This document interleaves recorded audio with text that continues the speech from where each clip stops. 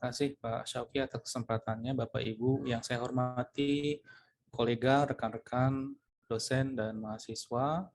Selamat pagi, Assalamualaikum warahmatullahi wabarakatuh. Salam sejahtera untuk kita semua. Sebelumnya saya ucapkan terima kasih kepada rekan-rekan panitia penyelenggara kegiatan ini yang telah mengundang saya untuk memberikan pengantar, terutama mengenai pengenalan kajian Geoinformatic Science. Bapak Ibu, saya mohon izin untuk share screen presentasi saya. Sudah muncul ya? Sudah, Pak. Baik. Terima kasih sekali lagi Bapak Ibu. Jadi mungkin di antara kita beberapa ada yang sudah pernah membaca atau memahami dengan baik apa itu geoinformatics atau geoinformatika dalam bahasa Indonesia. Namun mungkin juga ada beberapa di antara kita yang belum pernah sama sekali mengenal apa sih geoinformatika. Atau mungkin kita pernah juga mengenal tentang istilah bioinformatics ya, sekarang juga berkembang ya, bioinformatika ya dalam bahasa Indonesianya. Sebetulnya mirip-mirip saja ya. Hanya memang data, kita kembali lagi ke data yang dikelola, yang diproses, diakuisisi dan sampai didiseminasikan itu berbeda. Kalau di bioinformatika, teman-teman di sana akan bicara tentang data-data biologis ya, baik berupa penyakit, disease, baik berupa DNA atau yang sekarang yang sedang hits ya, tentang virus corona ya, SARS-CoV itu ya. Nah, itulah data-data biologis. Sementara kalau di geoinformatika yang kita kelola, kita akuisisi, kita proses dan kita diseminasikan adalah data-data geospasial. Baik, kita lanjut saja langsung karena ini hanya pengantar, jadi saya hanya skip saja sedikit mengantarkan kan nanti di pembicara selanjutnya yang luar biasa ya, dua-duanya saya pikir akan memaparkan secara lebih detail sebetulnya aplikasi geoinformatika itu apa saja, apa bisa diterapkan di mana saja. Sebelumnya Bapak Ibu mohon izin saya memperkenalkan diri dulu, mungkin ada beberapa yang baru pertama kali berjumpa via webinar ini atau juga sebetulnya ada beberapa kerabat karib saya ya, termasuk para pembicara ini semuanya kolega-kolega dekat saya. Dulu saya undergraduate saya di UI, Universitas Indonesia di Geographical Science, di Fakultas Matematika dan Science ya. Sekarang ini Pak Iqbal ini sekarang mengajar di sana ya. Kemudian saya melanjutkan studi ke Tokyo University di Department Earth Science, Graduate School of Science, sekaligus menjadi associate di sana. Selesai dari sana, saya lanjut lagi ke Indonesia, kembali lagi ke Universitas Sriwijaya di Prodi Sistem Informasi, Fakultas Computer Science. Nah, di sini saya banyak mengembangkan keilmuan, terutama keilmuan geoinformatics. Dan sejak Oktober tahun lalu, saya kembali ke Jepang di University of Tsukuba untuk school-nya di Graduate School of Humanities and Social Sciences. Jadi kalau di Jepang itu memang terkait dengan fakultinya atau graduate school-nya itu bisa macam-macam, namun kajiannya itu spesifik ya. Ada bahkan kolega saya itu berada di kajian Timur Tengah, tapi sebetulnya lab-nya lab remote sensing. Jadi kita lihat lab-nya aja. Nah, lab saya nanti itu namanya Center of Geoinformatics for Humanities and Social Science. Kemudian ini beberapa buku yang sudah saya terbitkan selama di Indonesia, mulai dari pengantar ilmu geoinformatics, ya, advanced geoinformatics, ya, ini tingkat lanjutnya, ilmu geoinformatika, observasi hingga validasi, kemudian juga buku metodologi penelitian, yang saya berikan judul kuriositas, ya, karena penelitian kita sebagian besar berangkat dari rasa ingin tahu, rasa penasaran terhadap suatu fenomena. Kemudian yang dua yang terbaru, yang terakhir adalah geointelligence, kecerdasan berbasis ruang, dan sains data geospasial. Bapak Ibu, kalau mungkin nanti mau belajar lagi lebih dalam tentang geoinformatik bisa mendapatkan buku-buku ini. Dan yang terakhir saya menulis tentang Google Engine ya, cloud computation ya, metode, teknik dan aplikasi cloud computation berbasis GE. Kita masuk langsung ke sejarah geoinformatika. Sebetulnya geoinformatika ini termasuk kajian yang sangat baru, sangat muda. Predecesornya itu adalah JS. Saya nggak bicara jauh sebelum 1900 karena terlalu jauh, kita masuk ke 1968 saja ya. Roger Madison ketika itu dia publish paper cerita tentang Geographical Information System untuk land management di Kanada. Nah, disitulah muncul pertama kali terminologi sistem informasi geografis yang sampai sekarang terus digunakan. Namun di situ sebetulnya dia hanya berbicara tentang sebuah sistem pengelolaan lahan yang sangat sederhana. Kemudian di tahun 1980-an muncul lagi ilmu geomatika. Ya, ini antara gabungan antara engineering dengan geodesi sebetulnya geomatika ini. Sehingga sudut pandang yang dipakai adalah sudut pandang teknik atau rekayasa. Bagaimana melakukan rekayasa terhadap informasi atau data tertentu menggunakan pendekatan-pendekatan engineering. Kemudian di tahun 2000-an dengan adanya munculnya information science, information technology, teknologi komputasi yang tinggi dan perangkat keras yang mumpuni, maka muncullah geoinformatics, ya, geoinformatika. Ini juga didorong oleh jumlah data. Jadi di tahun 2000 ini kemudian muncul banyak istilah big data begitu ya.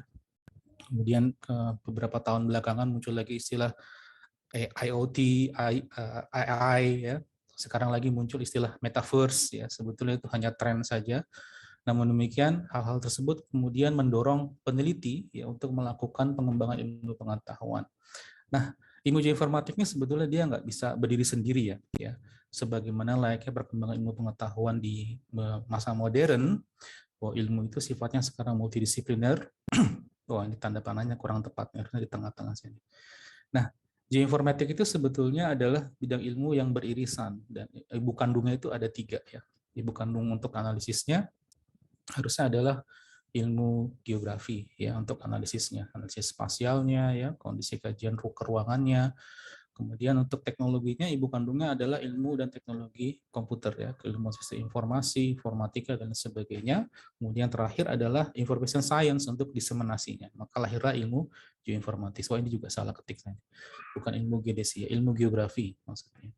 Jadi dari teknologi komputer ya, geographical science dan information science, maka lahirlah geoinformatics. Maka kajiannya sebetulnya tidak hanya kaku terkait dengan kajian-kajian keruangan, tapi juga kajian-kajian dengan pengembangan algoritma, juga diseminasi ilmu pengetahuan. Kemudian kalau kita bicara sebuah domain yang utuh tentang kajian geoinformatics, geoinformatics itu adalah sebuah kajian yang komprehensif. Jadi kalau di dalam buku saya itu saya mengilustrasikan dari hulu sampai ke hilir. Hulunya adalah di proses akuisisi ya, dan database, kemudian ada modeling, presentation, analisis, ya, sampai ke nanti pengembang algoritma dan sistem database geospasial untuk pengembangan WebGIS, Mobile JS, dan lain sebagainya. Sementara kalau expertise-nya kita bisa memilih dan memilah. Kalau saya ada di hulu, jadi pengembangan framework, rangka kerja, pengembangan proses algoritma, dan lain sebagainya. Jadi kalau kita bisa simpulkan sebetulnya geoinformatics itu adalah dia sebuah kajian ilmiah, sains, dan juga teknologi yang berusaha mengumpulkan, menyimpan, menganalisis, memodelkan, dan menyajikan pengetahuan yang kompleks ya dari sebuah data geospasial dengan memanfaatkan kemampuan dari komputer dan teknologi informasi. Ada 5 dimensi utama dalam geoinformatics. 3 dimensi pertama adalah lokasi, yaitu longitude, latitude, dan altitude, sehingga kita tahu di mana suatu peristiwa terjadi. Dimensi kedua adalah waktu, time. Ini adalah variabel penting dalam proses pengambilan keputusan. Waktunya bisa dalam waktu pendek, waktu menengah, maupun jangka panjang. Sementara skala atau level detail adalah dimensi yang terakhir di mana kita akan menyajikan sebetulnya detail informasi yang kita sajikan itu mau sampai mana gitu ya. Sehingga kita akan terkait dengan akurasi dan presisi dari data yang kita sajikan. Sementara terminologi yang paling banyak digunakan adalah terminologi geospasial, spasial, dan geografis. Kalau kita bicara spasial, ya kita bicara tentang ruang ya. Di gelas itu ruang karena dia punya volume, punya ukuran tinggi, dia punya warna, itu adalah atributnya. Namun ketika gelas itu belum memiliki data posisi absolut di muka bumi, dia belum bisa dikatakan geospasial. Geospasial adalah data spasial yang telah memiliki informasi posisi di permukaan bumi yang absolut, latitude, longitude, TTM, dan lain sebagainya. Yang terakhir adalah terminologi geografis yang tidak bisa dilepaskan, bahwa kajian geoinformatik ini adalah kajian kebumian ya, yang mengkaji fenomena alam, manusia, dan interaksi antara keduanya.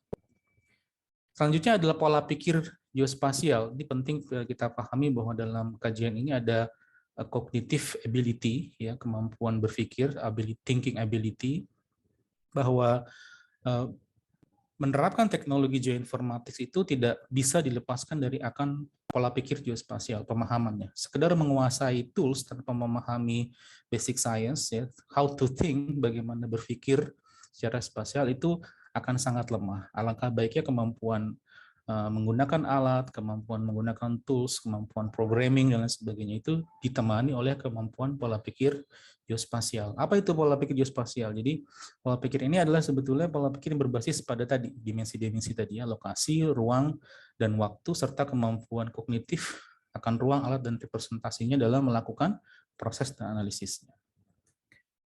Dan metode pemecahannya dalam pola pikir geospasial itu saya pecah-pecah lagi ya. Jadi mulai dari kita bisa memformulasikan permasalahan secara spasial, membuat informasinya menjadi runut dan logis mulai dari proses pengumpulan, penyimpanan, pengelolaan, analisis, dan menampilkan informasi geografis, lalu merepresentasikan datanya melalui model data geospasial, memberikan solusi yang baik ya, komprehensif ya, kemudian melakukan proses transfer knowledge melalui peta digital. Peta itu adalah salah satu media ya yang paling powerful karena dalam sebuah peta kita bisa bercerita banyak hal.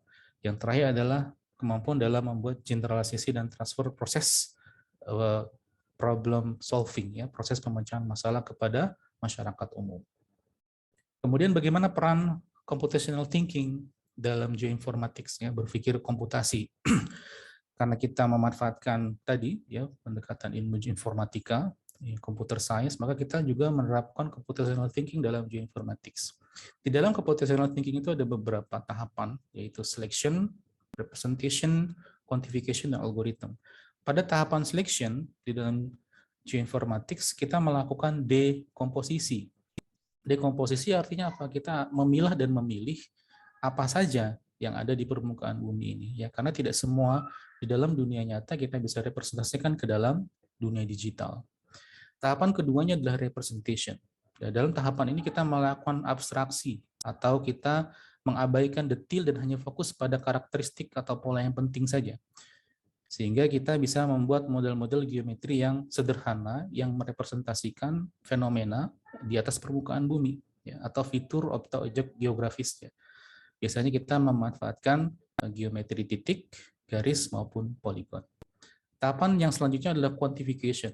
Di dalam quantification ini adalah proses ya merepresentasikan informasi fitur geografis tadi. Ya, bisa kita sebut dalam istilahnya adalah properties atau tabular. Titik tadi ya, misalnya pohon, maka quantification-nya pohonnya pohon apa? Tingginya berapa? Lebarnya berapa? Usia pohonnya berapa? Garis kita representasikan jalan, maka quantification-nya ini jalan apa? Jalan nasional, jalan provinsi, lebarnya berapa, ya, kemudian bahan material untuk bahan jalan ini apa, usianya berapa, dan sebagainya.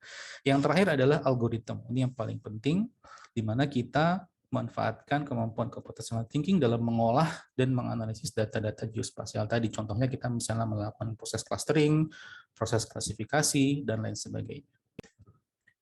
Kenapa penting pola pikir geospasial dan computational thinking ini? Karena kita tahu ya, kita memahami bahwa fenomena yang terjadi di muka bumi ini sangat kompleks dan upaya untuk memecahkan permasalahan yang juga tidak mudah, artinya permasalahan baru akan selalu muncul. Penting bagi kita untuk memahami fenomena tersebut, tidak hanya memahami tools-nya atau teknologinya saja, tapi juga memahami bagaimana berpikir secara geospasial untuk memecahkan masalah itu. Yang terakhir adalah bagaimana kita mampu untuk mengkomunikasikannya ke berbagai pihak agar tercapai keseimbangan dan keberlanjutan hidup yang baik ya, sebagaimana disepakati oleh seluruh negara-negara dunia dengan SDG-nya ya, Sustainable Development Goal itu. Bagaimanapun juga kita tidak hanya bisa berpangku kepada kemampuan kognitif atau kemampuan teknologi, tapi juga kita bisa juga berpangku kepada kemampuan afektif ya, memahami bagaimana mengkomunikasikan, bekerja sama dengan domain-domain keilmuan lain untuk memecahkan permasalahan yang semakin kompleks. Dan terakhir manfaatnya, ya, ilmu informatics ini sangat berperan penting dalam menemukan new knowledge, pengetahuan baru melalui integrasi dan analisis data geospasial. Yang kedua, geoinformatics itu berusaha memberikan solusi berupa kerangka kerja yang sistematis dalam pengelolaan data-data geospasial, apalagi data sekarang size-nya, volumenya, variety-nya, dan lain sebagainya semakin tinggi. Yang terakhir, dapat membantu ilmuwan kebumian dalam menghadapi situasi yang semakin kompleks. Ya, kita tahu perubahan iklim, climate change, global warming, natural disaster. Kita tahu kemarin Semeru meletus, sebelumnya ada landslide, sebelumnya lagi ada banjir bandang dan sebagainya. Terakhir ada pengelolaan wilayah dan sumber daya alam supaya tetap berkelanjutan dan bermanfaat untuk banyak orang. Saya pikir itu. Terima kasih Bapak Ibu pengantarnya, singkat saja. Sebagian besar sumber materi ini diperoleh dari buku saya, Pengantar Ilmu Geoinformatik. Silahkan jika ingin membelinya bisa diperoleh di ubpress.ub.ac.id. Namun demikian nanti juga ada giveaway ya buat para peserta yang berhasil menjawab, nanti akan mendapatkan buku ini secara gratis. Demikian untuk berhubungan, kita bisa connected di Twitter ya. Alamatnya Fatwa Ramdhani, bisa di-add, kita bisa komunikasi di sana, bisa tanya jawab, bisa sharing-sharing berbagi di sana. Terima kasih atas kesempatan yang diberikan. Saya akhiri, mohon maaf atas segala kekurangan. Assalamualaikum warahmatullahi wabarakatuh.